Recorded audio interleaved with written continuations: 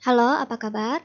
Kita bertemu di mata kuliah keamanan jaringan dan pada pertemuan kali ini kita akan membahas mengenai virus dan konten filtering.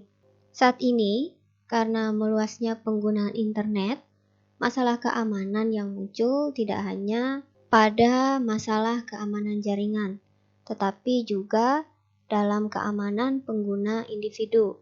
Ini disebabkan karena komputer individu saat ini umumnya terhubung dengan internet, baik melewati gateway organisasi ataupun melalui penyedia layanan internet.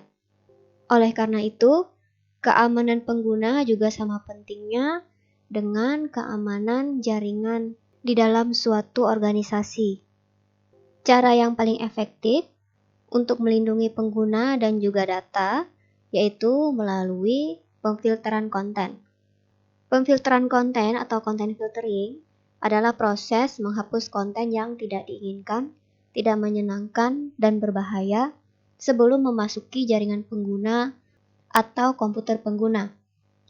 Proses pemfilteran ini bisa dilakukan pada beberapa tempat. Misalkan pada komputer pengguna, bisa juga ditempatkan pada server dalam organisasi atau sebagai layanan yang disediakan oleh ISP atau melalui situs pihak ketiga yang menyediakan layanan tersebut. Dalam proses pemfilteran, terdapat 3 tahapan, yaitu scanning, filtering, dan blocking. Scanning atau pemindaian merupakan proses sistematis untuk menyapu kumpulan data untuk mencari pola tertentu. Proses pemindaian yang dilakukan bisa dengan cara menelusuri ribuan alamat IP untuk mencari string alamat IP tertentu atau string yang mewakili kerentanan atau string yang memiliki nomor port yang rentan. Kemudian filtering atau penyaringan merupakan proses yang menggunakan program komputer untuk menghentikan browser internet di komputer agar tidak dapat memuat halaman web tertentu berdasarkan kriteria yang telah ditentukan. Kemudian pemblokiran atau blocking seperti filtering juga merupakan proses mencegah jenis informasi tertentu ditampilkan pada komputer atau disimpan di dalam disk komputer. Semua konten internet yang masuk dan keluar baik dari jaringan organisasi, gateway ISP, atau PC pengguna, selalu dipindai sebelum melakukan pemfilteran. Pemindaian ini sangat penting dalam proses pemfilteran konten. Ada 2 bentuk pemindaian. Yang pertama adalah pemindaian berbasis pola atau pattern-based scanning. Yang kedua berbasis heuristik atau heuristic scanning. Dalam pemindaian berbasis pola, semua konten yang masuk atau keluar jaringan dipindai dan diperiksa berdasarkan daftar pola atau definisi yang disediakan dan ini selalu diperbarui oleh vendor. Teknik ini dilakukan dengan membandingkan konten, tapi teknik ini lambat dan membutuhkan banyak sumber daya. Sedangkan heuristic scanning dilakukan dengan melihat bagian konten dan menentukan perilakunya. Kemudian, memutuskan apakah perilaku dari kode tersebut tidak diinginkan, berbahaya seperti virus, atau jahat. Pendekatan pemindaian ini cukup rumit karena melibatkan pemodelan perilaku dari kode, kemudian membandingkan model abstrak tersebut dengan sekumpulan aturan. Kumpulan aturan ini disimpan di dalam suatu database aturan, dan database ini diperbarui oleh vendor. Karena pemeriksaan silang, pendekatan ini membutuhkan lebih banyak waktu, dan juga sumber daya yang intensif. Kalau secara teori, heuristic scanning memiliki beberapa keunggulan dibandingkan pemindaian yang berbasis pola, termasuk efisiensi dan akurasi yang lebih baik. Pendekatan ini juga berpotensi mendeteksi virus yang belum ditulis. Kita masuk ke filtering. Ada dua pendekatan yang bisa dilakukan pada proses filtering. Yang pertama adalah inclusion filtering, kemudian yang kedua exclusion filtering. Inclusion filtering merupakan pemfilteran yang didasarkan pada daftar inklusi. Daftar inklusi adalah daftar akses yang diizinkan atau kita bisa sebut sebagai whitelist. Daftar inklusi ini sudah diperiksa dan disusun oleh pihak ketiga. Semua yang ada di dalam daftar ini diperbolehkan.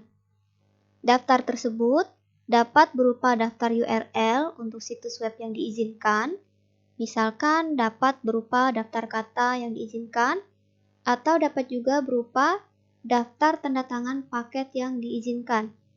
Sifat daftar ditentukan oleh kebijakan keamanan dari organisasi atau komite suatu komunitas. Pendekatan inclusion filtering ini memiliki beberapa kekurangan, yaitu diantaranya kesulitan untuk menghasilkan kriteria yang diterima secara global. Ini merupakan akibat dari sifat internet yang terdiri dari banyak budaya, agama, afiliasi politik yang berbeda. Kemudian, kelemahannya adalah ukuran daftar inklusi. Karena semakin banyak item yang bisa diterima tersedia dan memenuhi syarat untuk ditambahkan ke dalam daftar, maka ada potensi daftar tersebut akan semakin banyak dan di luar kendali. Kelemahan yang lain adalah kesulitan untuk menemukan otoritas pusat yang mengelola daftar tersebut. Saat ini terdapat daftar yang sangat inklusif yang dikelola oleh perusahaan antivirus swasta atau lembaga pelaporan yang didukung publik, seperti CERT atau Computer Emergency Response Team. Pendekatan lain untuk pemfilteran konten yaitu exclusion filtering. Pemfilteran ini berdasarkan daftar pengecualian. Ini merupakan kebalikan dari proses inclusion filtering yang menggunakan daftar whitelist. Kalau exclusion filtering menggunakan daftar blacklist. Daftar blacklist ini berisi semua konten yang tidak diinginkan, tidak menyenangkan, dan juga berbahaya. Daftar ini berisi URL situs, kata, kemudian tanda tangan paket, dan juga pola kata dan frasa yang berbahaya atau tidak diizinkan. Bentuk pemfilteran ini merupakan yang lebih umum dibandingkan pemfilteran inklusi, karena berhubungan dengan daftar yang bisa dikelola.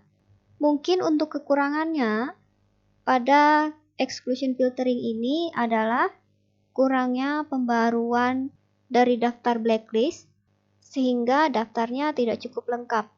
Kalau di bagian sebelumnya, kita sudah membahas ada dua pendekatan pemfilteran konten, dan setiap pendekatan ini dibuat daftarnya. Daftar ini bisa terdiri dari URL, kata kunci, frasa, tanda tangan paket, profile, analisis gambar, dan beberapa hal yang lain. Untuk URL filtering, konten yang masuk atau keluar jaringan difilter berdasarkan URL. Ini merupakan bentuk pemfilteran konten yang paling populer, terutama kalau dalam hal penolakan akses ke situs yang ditargetkan. Salah satu keuntungan penyaringan URL adalah kemampuannya untuk membedakan dan memilih situs dengan hati-hati, tetapi tetap membiarkan alamat IP yang menjadi host berfungsi.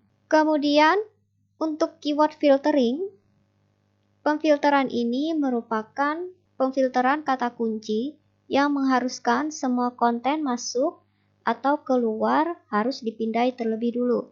Dan setiap kata yang dipindai, secara sintaksis akan dibandingkan dengan kata-kata baik dalam whitelist inklusif ataupun dalam daftar blacklist, tergantung pada jenis pemfilteran yang digunakan. Kekurangannya untuk jenis ini, karena dia berbasis keyword, maka dia hanya bisa memeriksa data yang berbasis teks. Bentuk lain seperti gambar tidak akan bisa diperiksa. Untuk paket filtering, konten diblokir berdasarkan alamat IP. Kita tahu bahwa lalu lintas jaringan bergerak di antara node jaringan berdasarkan paket. Dan paket ini berisi dua alamat IP.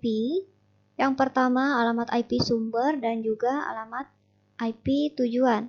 Karena pendekatan paket filtering ini berdasarkan alamat IP, maka tidak ada konten yang bisa datang atau masuk ke alamat yang terdapat dalam aturan blokir. Jenis pemblokiran ini tidak pandang bulu karena ia memblokir berdasarkan alamatnya, bukan kontennya. Yang artinya bahwa bisa saja suatu server mungkin memiliki beberapa layanan yang bagus, tetapi karena ia masuk dalam daftar yang diblokir, maka layanan yang bagus tersebut tidak dapat diakses. Tapi pemfilteran paket ini juga bisa dilakukan berdasarkan nomor port untuk mengurangi kelemahan ini.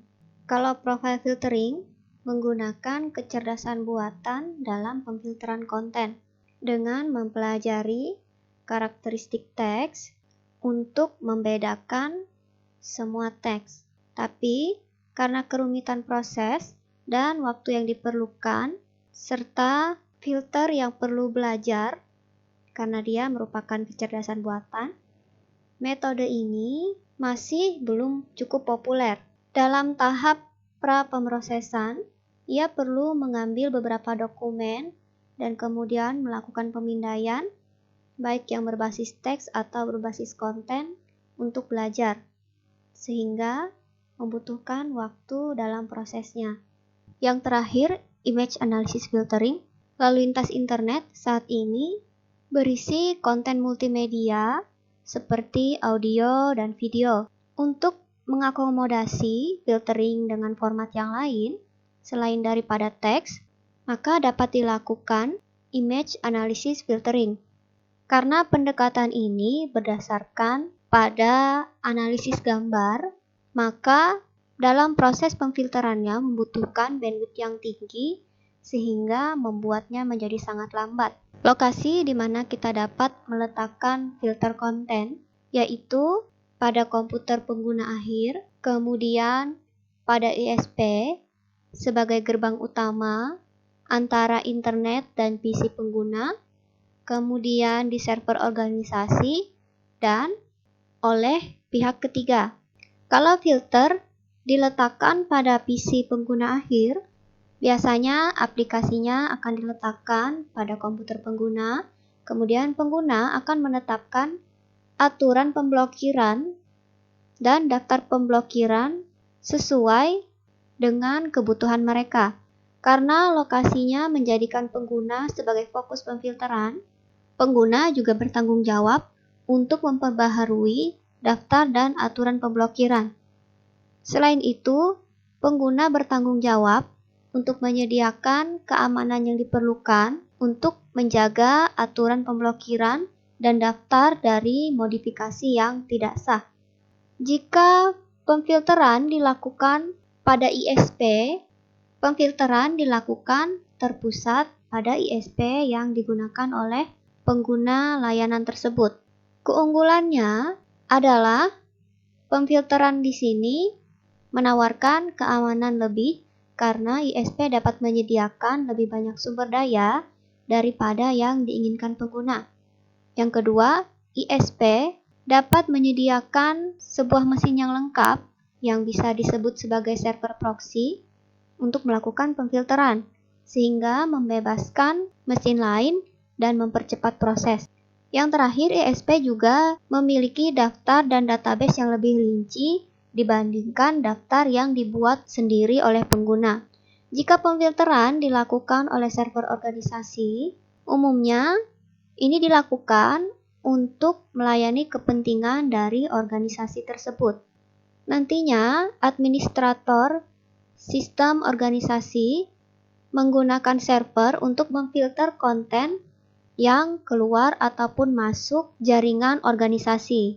Semua lalu lintas, masuk dan keluar, harus melalui filter tersebut. Jadi pemfilteran dilakukan terpusat dan memberikan tingkat keamanan yang tinggi karena aturan dan daftar pemfilteran dikontrol secara terpusat.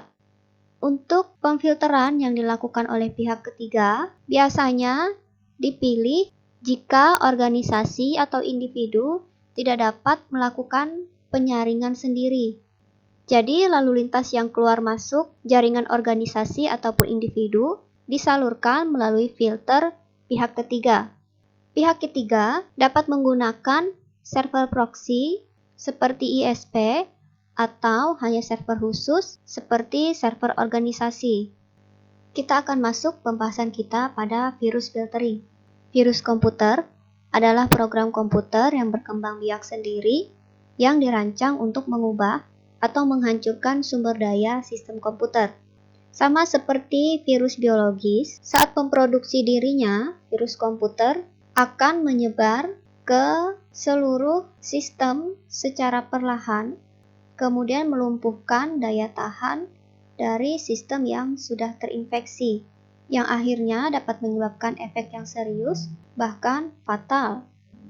Virus merupakan bentuk paling populer dari serangan sistem komputer karena faktor-faktor yang dimilikinya, yaitu yang pertama adalah kemudahan pembuatan, kemudian cakupan jangkauannya yang tinggi.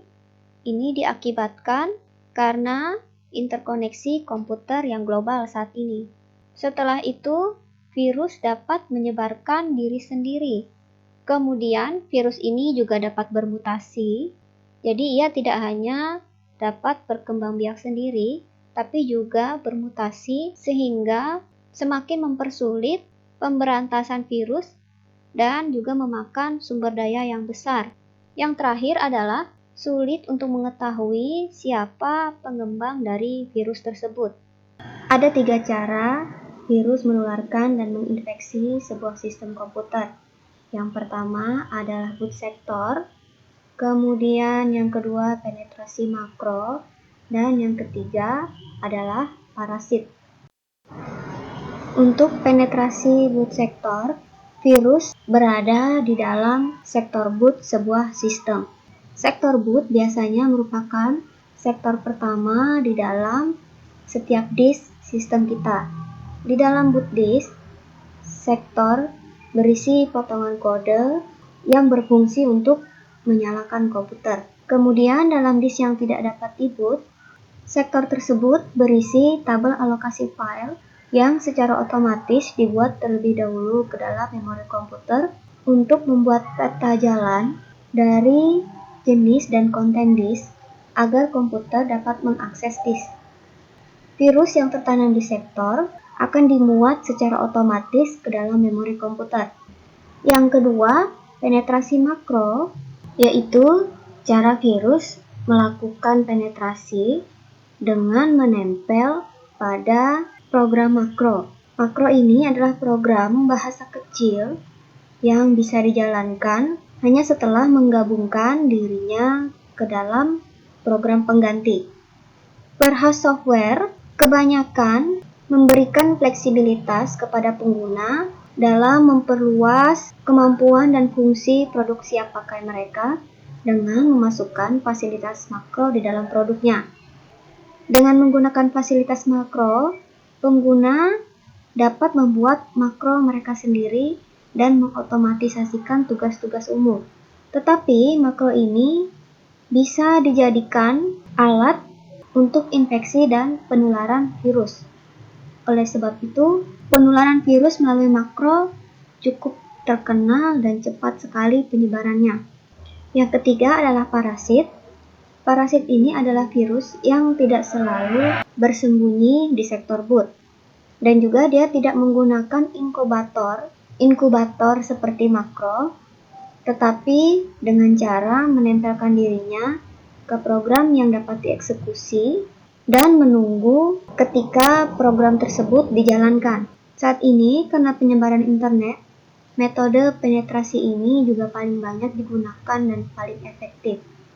Pada umumnya, setelah serangan diluncurkan, misalkan melalui serangan virus, penyerang akan memindai sistem korban untuk mencari sistem yang sehat sebagai pengganti. Kemudian, jika ditemukan, Maka penyerang akan menguji untuk melihat apakah sudah terinfeksi atau belum. Jika ada sistem yang tidak terinfeksi ditemukan, maka virus akan menempelkan dirinya untuk tumbuh, berkembang biak, dan menunggu event pemicu selanjutnya untuk memulai misinya.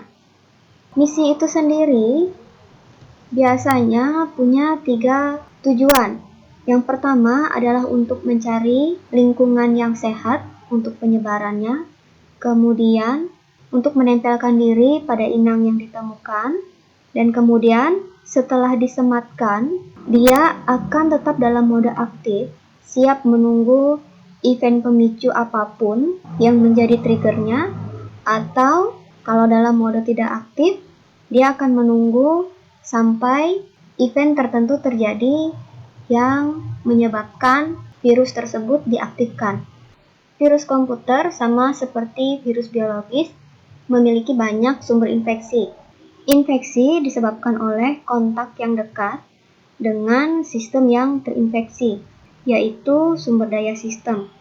Jadi, sumber yang paling sering terinfeksi dan menjadi sumber virus yaitu disk komputer yang dapat dipindahkan seperti flash disk atau hard disk eksternal.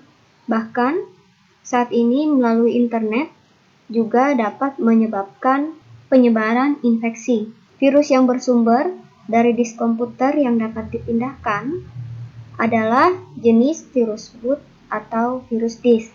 Karena peran sentralnya dalam pengoperasian sistem komputer, sektor boot juga sangat rentan terhadap serangan virus.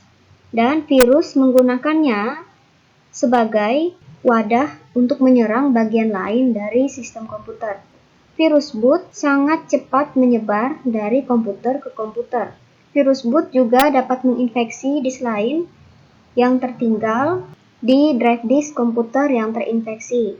Misalkan hard disk eksternal atau flash disk yang terhubung dengan komputer yang terinfeksi. Ini terjadi setiap kali virus tidak menggunakan sektor boot, maka ia akan menyematkan dirinya sendiri sebagai makro di dalam data disk atau perangkat lunak. Virus makro biasanya kebanyakan menginfeksi data dan file dokumen, template, kemudian spreadsheet, dan juga file database. Perangkat lunak yang dapat diunduh melalui internet juga bisa menjadi sumber infeksi virus. Beberapa perangkat lunak terkadang berisi virus yang menempel pada dirinya. Selanjutnya, lampiran email merupakan metode penularan virus yang juga tumbuh paling cepat saat ini. Karena kita juga sekarang pasti menggunakan email. Bahkan di dalam internet terdiri dari jutaan email yang dipertukarkan setiap hari melalui jutaan komputer lain. Komunikasi email adalah saluran yang paling ampuh untuk menginfeksi komputer dengan virus. Email yang aman adalah email yang tidak menyertakan lampiran pada pesannya, karena virus tidak bisa menempelkan diri pada pesan teks, tetapi ia menempelkan dirinya pada file lampiran yang terdapat di dalam email tersebut. Yang terakhir adalah applet atau script yang dapat dieksekusi tanpa platform. Dinamisme dalam web telah membawa perkembangan bahasa script seperti Java, Perl, C, dan C++. Script Common Gateway Interface atau CGI memungkinkan pengembang membuat script web interaktif yang memproses dan menanggapi input pengguna di sisi klien dan juga di sisi server.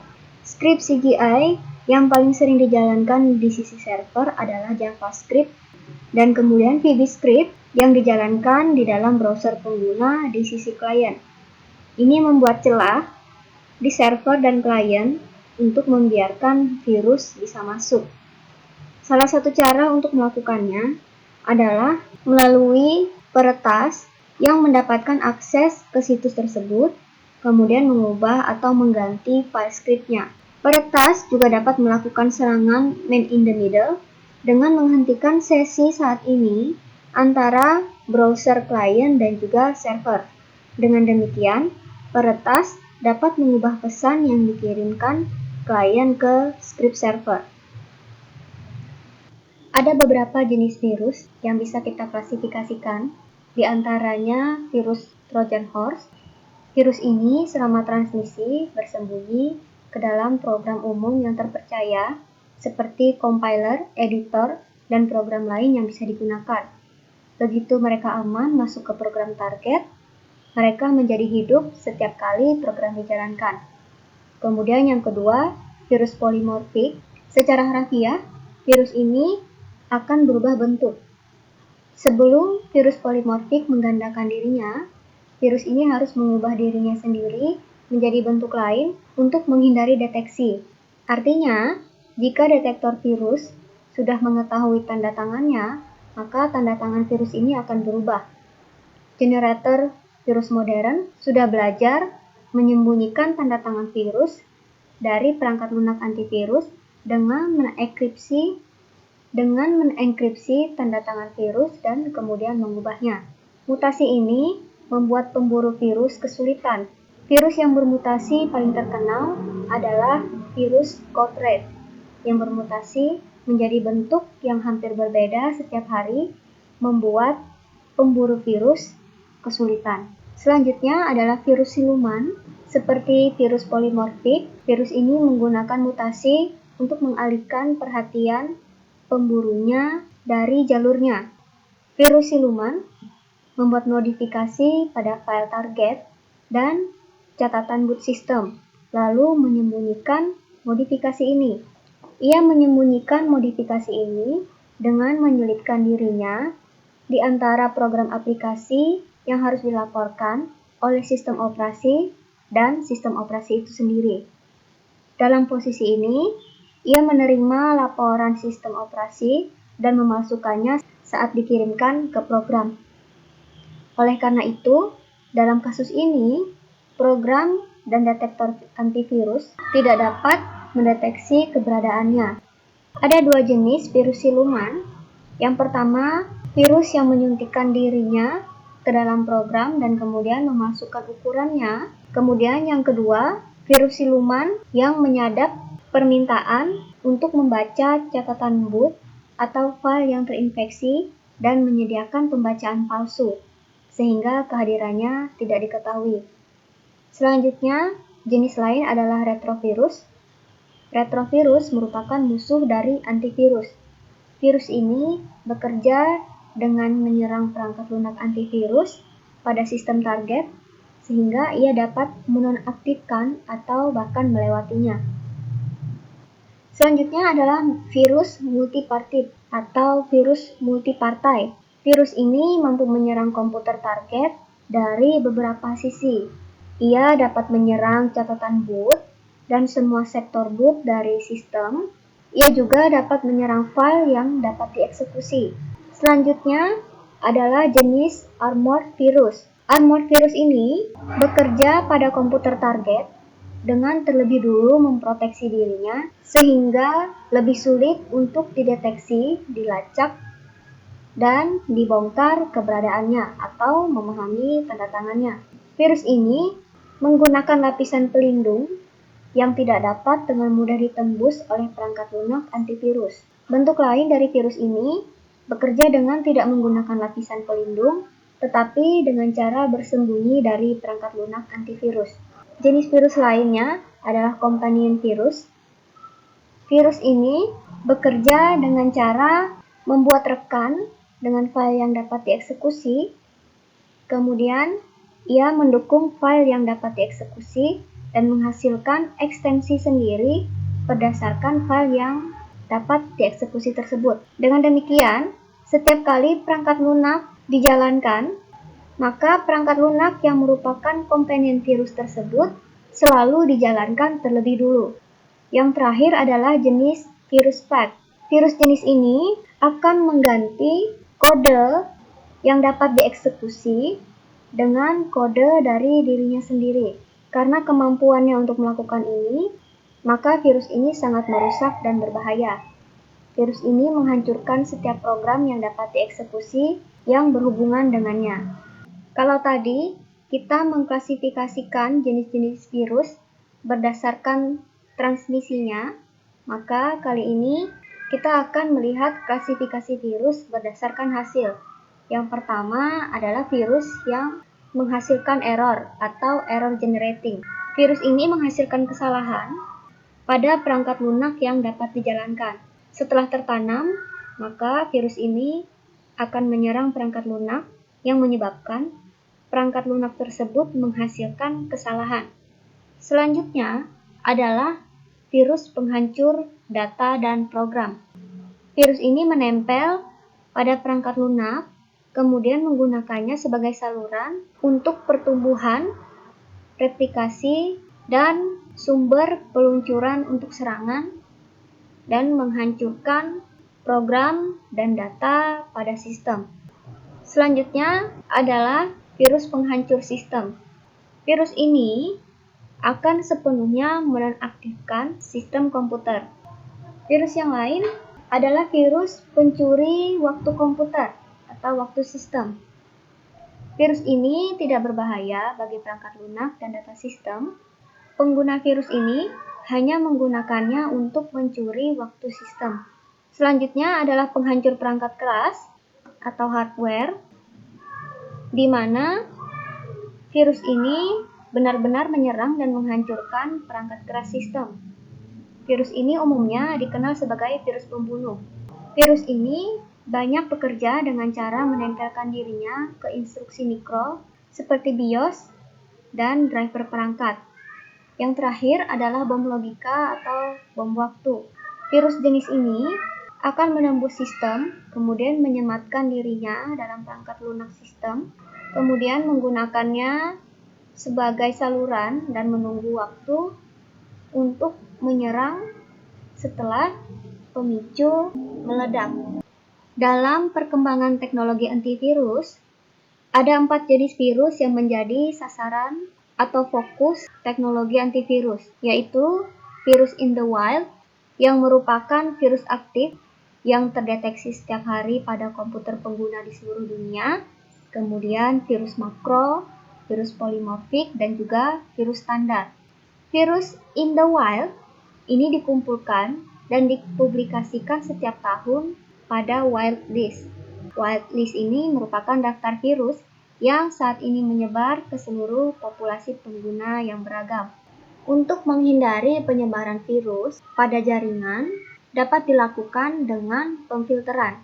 Kalau sebelumnya ada sedikit dibahas tentang pemfilteran konten yang ada di 2 tingkat, yaitu tingkat aplikasi, di mana pemfilteran ini berdasarkan pada URL yang didapat, sehingga misalkan mengakibatkan pemblokiran halaman web, dan juga pemfilteran pada tingkat jaringan, di mana pemfilteran ini berdasarkan paket-paket yang lewat, yang mungkin memerlukan router untuk memeriksa alamat IP dari setiap paket yang melalui lalu lintas jaringan. Kita akan bahas pemfilteran tingkat aplikasi. Untuk tingkat aplikasi, kriteria pemfilterannya biasanya adalah URL, kata kunci, dan juga pola. Pemfilteran aplikasi juga bisa ditempatkan di berbagai area, termasuk komputer pengguna, pada gateway jaringan, server pihak ketiga, dan juga ISP. Ketika menerapkan pemfilteran tingkat aplikasi, baik di jaringan atau di ISP, biasanya menggunakan server proxy khusus.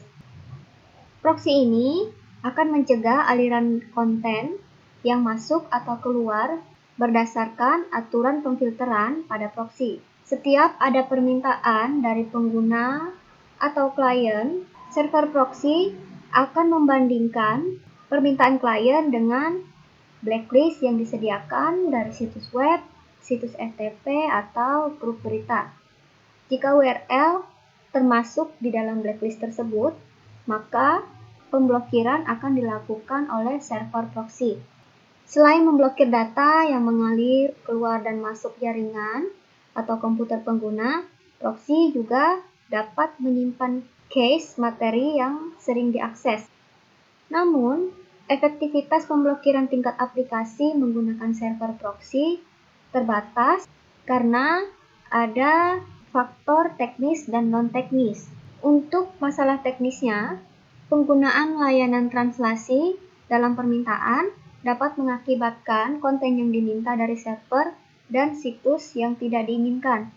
Jika pengguna meminta konten dari server atau situs tertentu, dan jika konten yang diminta tidak dapat ditemukan di situs ini, maka layanan translasi dioperasikan oleh permintaan tersebut dapat menghasilkan permintaan ke situs sekunder untuk konten tersebut. Dalam kasus seperti ini, konten yang dikembalikan mungkin tidak berasal dari server yang ditentukan kecuali permintaan sekunder ini secara khusus diblokir. Kemudian, server domain name masih bisa dilewati. Permintaan pengguna untuk akses situs dapat diproses berdasarkan nama domain atau alamat IP server. Blacklist yang hanya berisi nama domain tanpa alamat IP dari domain tersebut dapat terlewati. Hal ini biasanya mengakibatkan beberapa kesulitan, termasuk tidak memproses permintaan yang alamat IP-nya tidak dapat ditemukan di blacklist dan menggandakan ukuran blacklist jika nama domain dan alamat IP yang sama digunakan untuk setiap server di dalam blacklist. Kemudian masalah teknis lainnya ini berhubungan dengan keandalan dari server proxy. Penggunaan satu server proxy untuk semua pemfilteran masuk dan keluar dapat menyebabkan masalah bottleneck yang membuat kecepatan menjadi berkurang, beberapa aplikasi gagal bekerja dengan server tertentu, dan juga hilangnya layanan yang harus dijalankan server tersebut. Sedangkan masalah non-teknisnya, yang pertama adalah masalah ISP, di mana masalah ini bisa berupa beban tambahan finansial, kemudian pemeliharaan, administrasi server proxy tambahan, dukungan dan pemeliharaan terhadap klien yang tidak menggunakan server, dan juga masalah lain yang berhubungan dengan ISP. Kemudian masalah non-teknis lainnya yaitu biaya pembuatan dan pemeliharaan blacklist yang cukup besar. Jenis pemfilteran lainnya yaitu pemfilteran dan pemblokiran tingkat paket atau paket filtering. Kalau pemfilteran ini biasanya terdapat daftar blacklist yang terdiri dari alamat IP yang terlarang atau buruk. Proses pemblokiran dan pemfilteran kemudian bekerja dengan cara membandingkan semua alamat IP paket yang keluar dan masuk dengan alamat IP pada blacklist yang telah disediakan. Tapi efektivitas pemblokiran tingkat paket biasanya dibatasi oleh masalah teknis dan non-teknis sebagai berikut. Yang pertama adalah pemblokiran tingkat paket biasanya tidak pandang bulu karena pemblokiran ini berdasarkan alamat IP dari server. Ini berarti bahwa server yang masuk dalam daftar blacklist tersebut tidak dapat diakses sama sekali. Setiap layanan yang ditawarkan oleh server tersebut tidak dapat diakses oleh pengguna jaringan yang dilindungi. Salah satu pendekatan untuk mengurangi masalah ini yaitu pemblokiran yang selektif dengan penggunaan nomor port dan membuka blokir layanan pada server tersebut. Tapi proses ini dapat mempengaruhi kinerja server proxy. Kemudian masalah lain, router dapat dengan mudah dihindari. Jika pengguna menggunakan jalur pribadi seperti VPN, karena VPN menggunakan skema tunneling di mana paket IP dibungkus di dalam paket IP yang lain, maka seseorang dapat dengan mudah menghindari blacklist dari pemfilteran tersebut. Setelah tiba di tujuan, paket yang dibungkus itu kemudian diekstraksi oleh penerima untuk membuat ulang pesan asli. Masalah teknis yang lain yaitu alamat IP yang masuk dalam daftar blacklist terus berubah. Alamat server yang telah masuk dalam daftar blacklist dapat diubah oleh pemilik server tersebut. Hal ini telah dilakukan berulang kali. Ketika alamat IP diubah, saat server baru mulai online, maka yang lama akan dinonaktifkan. Sehingga alamat IP yang telah masuk blacklist sebelumnya perlu diperbaharui terus-menerus. Biaya yang berkaitan dengan perubahan yang konstan ini bisa jadi cukup tinggi. Kemudian, masalah teknis yang lain yaitu penggunaan nomor port non-standar. Walaupun ini tidak umum, ada banyak aplikasi yang menggunakan nomor port yang tidak standar. Penggunaan nomor port yang tidak standar ini dapat menipu filter server, dan nomor port yang diblokir dapat melalui filter ini. Selain pada masalah pemfilteran ini, penggunaan nomor port yang tidak standar juga akan memperumit implementasi firewall saat diterapkan. Sedangkan masalah non-teknis dari pemfilteran paket yaitu peningkatan biaya operasional dan juga masalah administrasi dari ISP. Ini berhubungan dengan meningkatnya biaya yang terkait dengan pembuatan, pemeliharaan, dan juga distribusi daftar blacklist. Jadi, sekian materi kita tentang virus dan juga content filtering. Jika ada pertanyaan, silahkan ditanyakan pada kolom komentar atau pada grup WhatsApp kelas keamanan jaringan. Sampai bertemu pada materi selanjutnya.